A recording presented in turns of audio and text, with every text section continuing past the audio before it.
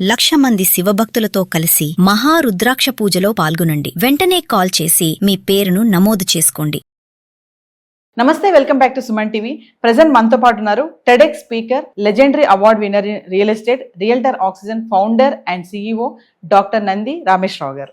నమస్తే సార్. నమస్తే అమ్మ. సార్, మరి రియల్ ఎస్టేట్ హైదరాబాద్ లో రియల్ ఎస్టేట్ పడిపోయింది అని చాలా వార్తలు వస్తున్నాయి. ఒక పక్క చూసుకుంటే ఒకానొక చోట బాగా రైజ్ అయింది, భూమిలో ఉంది రియల్ ఎస్టేట్ అని ఆ వార్తలు కూడా మనం వింటూనే ఉన్నాము. మరి ఇప్పుడు పడిపోయింది అన్న వార్త ఫస్ట్ తీసుకుంటే, మరి రియల్టర్స్ కానీ బిల్డర్స్ కానీ ఎక్కడికెక్కడ అమ్ముడు అవ్వడం లేదు, అపార్ట్మెంట్స్ కన్స్ట్రక్షన్స్ కూడా ఎక్కడికక్కడ ఆగిపోయాయి అని చెప్పేసి వార్తలు చాలా చూస్తున్నాము. మరి ఒక్కసారి నిజంగా హైదరాబాద్ రియల్ ఎస్టేట్ పడిపోయిందా అంటే దీనికి గల కారణాలు ఏంటి అంటే? అయితే అది ఏమైనా నువ్వే అనుకున్నా, ఉన్న వాసన రియల్ ఎస్టేట్ ఎప్పుడు పడిపోదు. నేను మనం 4 సంవత్సరాల ముందు నుండి కూడా చెప్తున్నాను. అయితే కోణం మారుతుంది, సైడ్ ఆఫ్ ది కాయిన్. ఇప్పుడు ఎస్ఆర్హెచ్ సిఎస్కే మ్యాచ్ అయిందనుకో, ఓ పక్క ఎస్ఆర్హెచ్ సింబల్, ఇంకో పక్క సిఎస్కే సింబల్. టాస్ వేస్తే ఏదో ఒక పక్కే వస్తుంది, ఒకలే గెలుస్తుంది, ఇద్దరు గెలరు. ఇక్కడ ఏమైందంటే రియల్ ఎస్టేట్ అనేది ఒక clarity gap. There is always slip between the cup and the lip. మీ థాట్కి, మా థాట్కి, బిల్డర్స్ థాట్కి, గవర్నమెంట్ థాట్కి 4 కోణాలు, నార్త్ ఈస్ట్ వెస్ట్ సౌత్. కొన్నిసార్లు మీరు కరెక్ట్ అవుతారు, కొన్నిసార్లు వాళ్ళు కరెక్ట్ అవుతారు. వాస్తవానికి ఏంటంటే రియల్ ఎస్టేట్ స్లో డౌన్ అయింది. మీకు అంతకుముందు కూడా చాలా అనాలిసిస్ ఇచ్చింది. జనవరి 2024 రేవంత్ రెడ్డి సీఎం అవగానే నెక్స్ట్ మంత్లో ఆయన ఒక స్టేట్మెంట్ ఇచ్చారు, urban area, suburban area, rural area. అయితే దాంతోపాటు ఒక వాల్యుబుల్ స్టేట్మెంట్ యాడ్ చేశారు.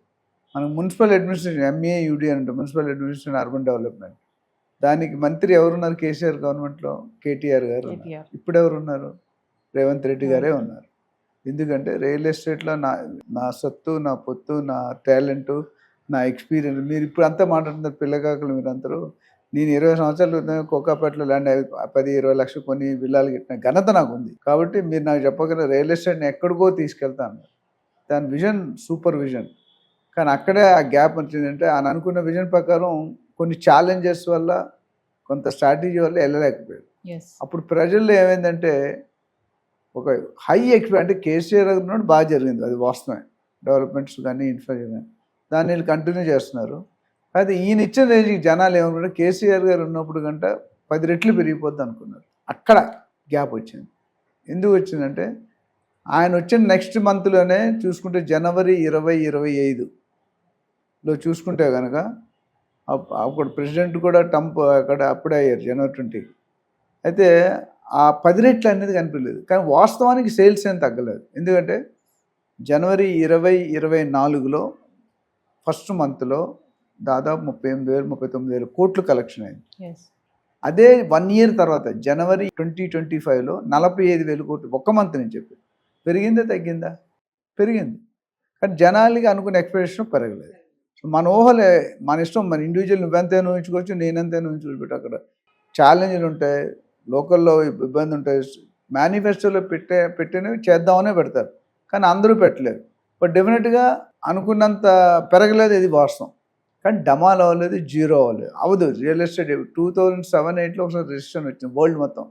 అప్పుడు బబుల్ బర్స్ట్ అయిందండి. దాని తర్వాత మళ్ళీ మేబీ రానున్న 1-2 ఇయర్స్లో ఇప్పుడు ట్రంప్ గారు వైఖరి బట్టి ఆ ప్రతిలాటకం, స్ట్రాటజీలు, రూల్స్, మైండ్ సెట్, ఇవన్నీ వల్ల వచ్చే అవకాశాలు కనిపిస్తాయి. ఇప్పుడు ఒకటి. రెండోది, ల్యాండ్ ప్రైసెస్ పెంచడం అనేది ఒక షాకింగ్ న్యూస్. అంటే నిజానికి 2024 ఆగస్టు సెప్టెంబర్లో పెంచాల్సిన రేట్లు ఇవి.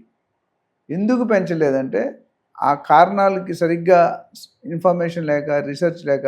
రీజన్ ఎందుకు రేట్లు పెంచాలని ఎందుకు వచ్చిందంటే వ్యత్యాసం ఉంది. White value, black value. White value అనేది చాలా తక్కువ ఉంటుంది. మీరు ఇప్పుడు 10 కోట్లు మీ ఆయన డబ్బులు సమయం 10 కోట్లు పెట్టి కొనుక్కున్నారు అనుకుంటే 10 కోట్లు చూపిరు మీరు, 1 కోటో 2 కోట్లో చూపిరు. మీరే కదా ఎవరైనా. ఆ 80% ఏదైతే దాని ట్యాక్స్ అవ్వట్లేదుగా. గవర్నమెంట్ నడవాలంటే ఏం కావాలి? మనీ కావాలి, విటమిన్ ఏం. ఎంతకుముందు మనీ మేక్స్ మెనీ థింగ్స్, కానీ మనం మార్చేసాం. Money makes all things.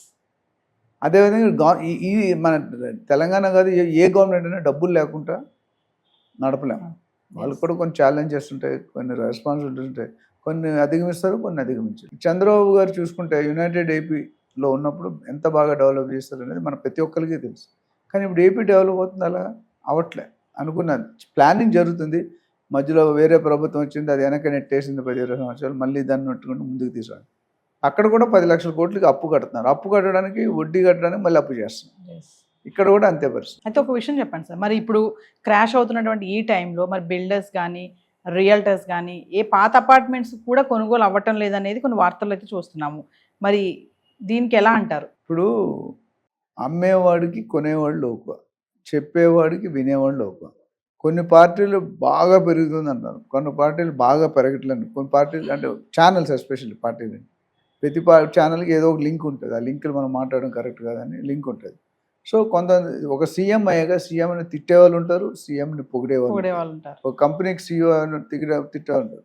So ఇప్పుడు ఏంటంటే డెఫినెట్గా condition is not so good. But ఈ ఆక్షన్లు మీరు అడిగారు, ఆక్షన్లు అనేది చాలా పెద్ద హిట్. ఎందుకంటే 2019లో 40 కోట్లు ఉండేది, 2023లో 100 కోట్లు అయింది, 100.75 కోట్లు. లాస్ట్ ఇయర్ 177 కోట్లు అయింది, ఈ ఇయర్ 237 కోట్లు, నెక్స్ట్ ఇయర్ అయితే 250-300 కోట్లు. ఆ రేట్లు అనేది తట్టుకోవడం కష్టం, సామాన్యుడు కొనుక్కోలేడు, సిటీకి బయట వెళ్ళిపోవాలి, ఇక్కడ అక్కడ కాదు. సో దాని గురించి అంటే బయర్స్ కొద్ది ఇబ్బంది పడుతున్నారు. బట్ ఇప్పటికి కూడా ఇండియాలో మెచ్చుకోవాల్సిన మాట అంటే ఇండియాలో హైదరాబాద్లోనే real estate cheap compare to Bombay, Delhi, Bengaluru, Chennai. So కొద్దిగా ఎవరైతే కొనుక్కోవాలనుకుంటారో సిటీలో కోకాపేటలోనో లేదా నాలెడ్జ్ సిటీ రాయదుర్గంలో కొనుక్కోవడం కొద్దిగా కష్టమే. బట్ కొనుక్కోవాల్సిన వాళ్ళు దూరంగా వెళ్ళిపోవాలి. ఎందుకంటే జాబ్స్ తీసేస్తున్నారు, లే ఆఫ్స్ అవుతున్నాయి, యుద్ధాలు అవుతున్నాయి, ట్యాక్సేషన్ పడుతుంది. ఇవన్నీ తట్టుకోవాలంటే ఈజీ కాదు. So normal buyer either they may postpone or they will go to bank loan ఎక్కువ తీసుకుంటారు, డబ్బులు చాలా కాబట్టి కంపల్సరీ అన్నాడు. ఈ ట్రేడింగ్ అనే వాళ్ళు తగ్గిపోతారు. స్టాక్ ట్రేడింగ్ లాగా రియల్ ఎస్టేట్ వాళ్ళు ఉంటారు. లాంగ్ టర్మ్ ఇన్వెస్టర్స్ కొనుక్కుంటారు. లాంగ్ టర్మ్లో డెఫినెట్గా సెటిల్ అవుతుంది ఈ points. So we have to wait and see. Impact అయితే ఉంది, ఆ ఇంపాక్ట్ని ఎలా అధిగమిస్తారు అనేది చూద్దాం. 1 వీక్ బ్యాక్ చూసుకుంటే సార్ మనకు చాలా న్యూస్ పేపర్స్లో ఆర్టికల్స్ వచ్చాయి, మీరు కూడా చూసే ఉంటారు, చాలా ఛానల్స్కి వెళ్ళారు కూడా మీరు.